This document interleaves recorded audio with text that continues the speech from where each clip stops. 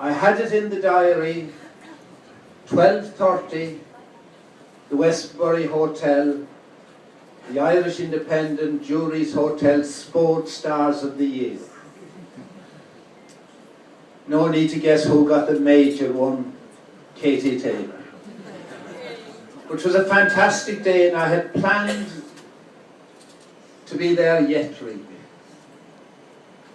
But I got a phone call from Ashley. There's a mighty night in Mullingar tonight, and I'd hate you to miss it. I said, I'd have to wait now until I see what's lined up for the day.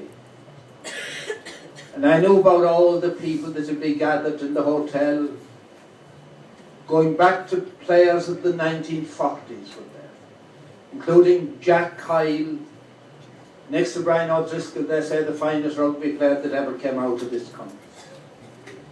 But to be Fergus Manon, Owen Liston came from Kerry, and Paddy Cullen and Jimmy Keaveney, they were there from everywhere. We had planned to give the whole afternoon, once the official thing was over, discussing and arguing and debate. But then, 1 o'clock, Aisling rings again. And I just had to be here tonight. I was tormented,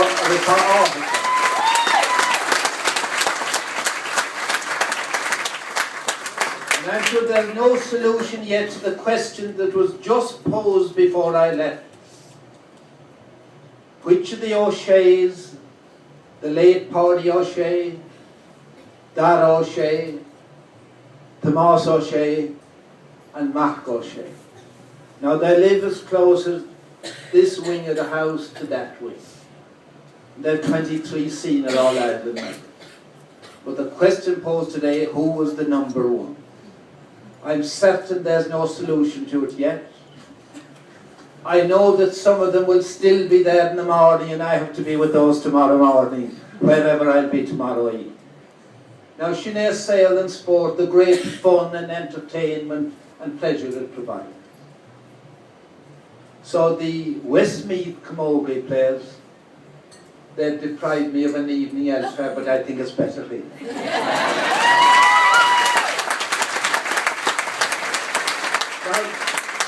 We fired them toward Cairngorm when Offaly won their junior All-Ireland.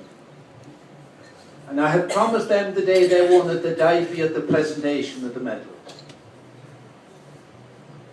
That was fine, but was clashing with another event that I had been invited to for a long time. It was the Munster rugby team against Northampton in a vital match. And I was asked to speak to a crowd of 400 before it. But that was starting at 6 o'clock. Was to be me own, it was to be atmosphere on to count. And then I surprised them all to say, well, before the game starts, I'll have to leave, you'll excuse me, I'm going to a more important function up the road. And they had rugby players from Scotland and England everywhere there, and they were saying, this must be a mighty event, what is it? I said, the Offaly junior ladies won the All-Ireland Camogie in September, and I could not miss that for anything in the world. I was down out the Wee Meadow. Now, Cúndan here vi Neil Moran Cravach Ilair and Búteach. There are counties that have won a lot more All-Ireland. But it's great to see Offaly moving forward all the time. Commission play la Cursi Radio, la Bliant the Father. And I've seen every All-Ireland final since 1948. Hurling and football. And I've seen, like, Henry Shefflin's team Henry winning 9 All-Ireland medals. And they'd be the tops. And I saw other big counties like Tipperary and Cork and Kerry and football. But I thought there was always something extra when a new team made a breakthrough and won an All-Ireland. And I saw a lot of teams went for the first time. And I think I don't know, is there anyone from Offaly here at Notney Lissagun? What can be done in one place can be done in another. I think the greatest revolution I have seen in Irish sport was the story of the Offaly men's hurling. People that follow hurling would know that they never won a Leinster title until 1980. That was their first. I remember every puck of it I was broadcasting. And 'twas history. They beat Kilkenny, the reigning All-Ireland champions at the time, and many more titles to put with it. There were such no hopers that only 8,000 people turned up at the Leinster hurling final. The Olympic Games were on in Moscow, and that was the attraction. Kilkenny will demolish Offaly, but the miracle happened. They won. That was the first Leinster final they had appeared in since 1969. And you'd have to go back until 1929 to find them reaching another Leinster final. 80, 69, 29. That was their history. And if you were wise enough that day, if you had a man above telling you what was going to happen, they went on from that first in 1980 to play in 11 consecutive Leinster finals, to win 7 of them, beating Kilkenny and the likes of Wexford and all these in their way. And there was only 20 years left in the century, and they won 4 All-Ireland. If anyone said that in 1980, they'd be satisfied. No way. After hardship. And the likes of it can happen again. That's why I wrote a book in 2004. It came out early 2004. I was the VMO in RTE. I remembered when I was writing the book. I think I said the last day of the last century and the last millennium. I happened to be out in RTE walking along a corridor, and somebody dashed out of a studio. He said, "We're putting the review of the year together. We have 90 seconds to fill. Could you fill 90 seconds for us?" And I said, "About what?" "Anything at all, 90 seconds." And I said, "You'll have to give me greater clue than that." "Well, what will happen in the next 20 years?" I said, "I'll be in a minute." And I looked back over the last 20 years of the last century. And I saw that Offaly came from nowhere. I saw that Donegal came from nowhere. I saw that Clare Hurlers came from nowhere. Wexford, after a long break, came, and an awful lot of things happened. 4 Ulster teams in a row taking the Sam Maguire, and all wonderful things. So the 30 seconds that I filled in were a preview of the All-Ireland football final of 2020. It's getting nearer. This was 2000, it was 1999, the last year. And I said to myself, how about teams that have won nothing? And at the time, Westmeath had never won a Leinster senior football tie. And Fermanagh had never won an Ulster football tie.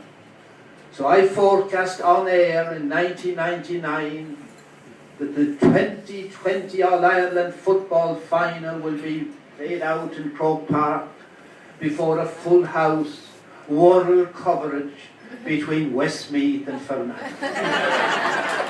And I said, one of them will be going for a 5 in a row. I won't tell you which of them, but one of them. Now, it can still happen, but to do 5 in a row, you'd want to start walking pretty soon. And wouldn't it be great if it did happen? And I say there's no reason why it wouldn't. I also forecast that the midfield for Fermanagh will be made up of Muircheartaigh Paisley, playing under the granny rule, and Jason Adams also playing for Fermanagh under the granny rule.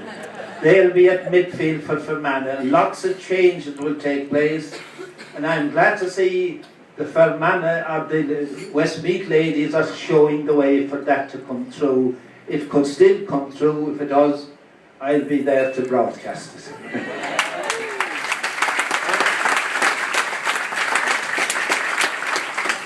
Muircheartaigh and Muircheartaigh, and by the way, 2013 I declared it on the bridge in Dingle in the last minute of 2012. The 2013 is declared as Blian na Gaeilge, the year when there'll be more Irish spoken than was heard in hundreds of years, and that will happen. I can see it happening all over Ireland. Tá gacha in is tá fáin not a Gaeilge loud. The Dublin minor hurling team of 2012 had 8 fluent Irish speakers on it. A Dublin minor hurling team. You couldn't but be very positive about what will happen. I paired sin blian na Gaeilge.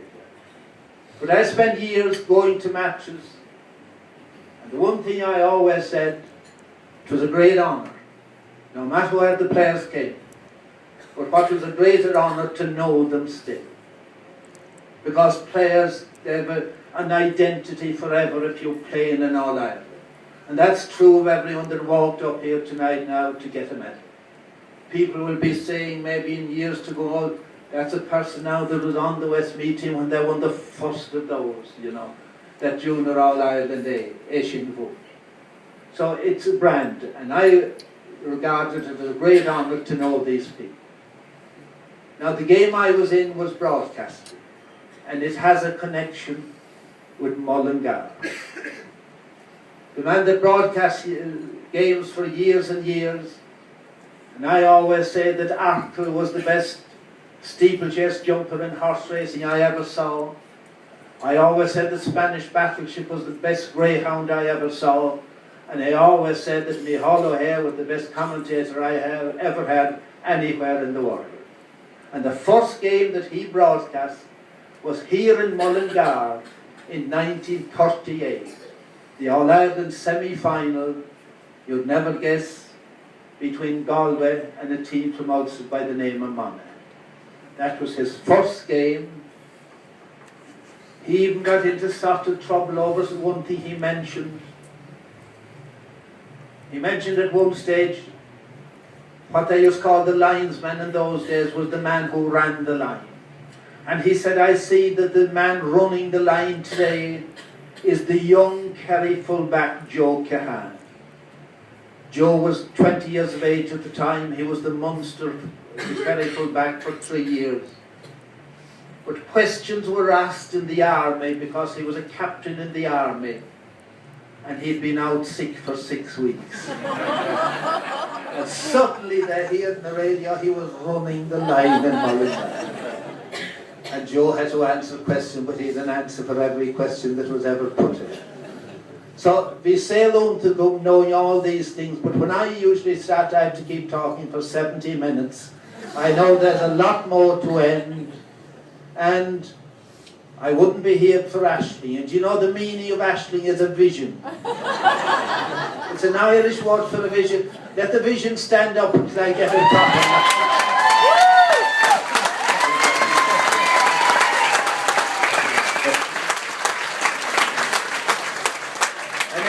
Strange coincidence, when I was declaring 2013 as Blian na Gaeilge, I said, Ashling here the Yachtas Fein and Blabigus Megal Agri. A poet of 300 years ago, he spoke of this vision that was going to appear. And I was saying, is there time to forget that vision, never knowing that I'd get a phone call, this is Ashling.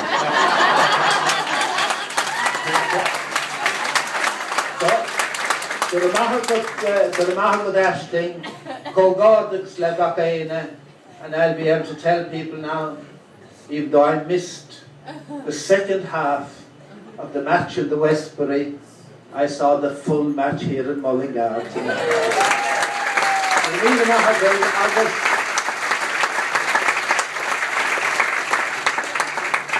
Louis Denaig was stolen on Tuchtaron, no the Vichy kind. She said, they're all together, pulling together. There's a lovely proverb in Irish for that, ni nacht go curle, that you don't really realise the power of helping each other until you witness a group coming together and willing to do everything. You haven't seen such strength before in that. And I'll finish with another little Irish saying, Muircheartaigh Bior and Muircheartaigh. That means on this night next year, regardless of who will have won and who will have lost, may we all be alive and well and looking forward to the year ahead. Go to Míle Maith.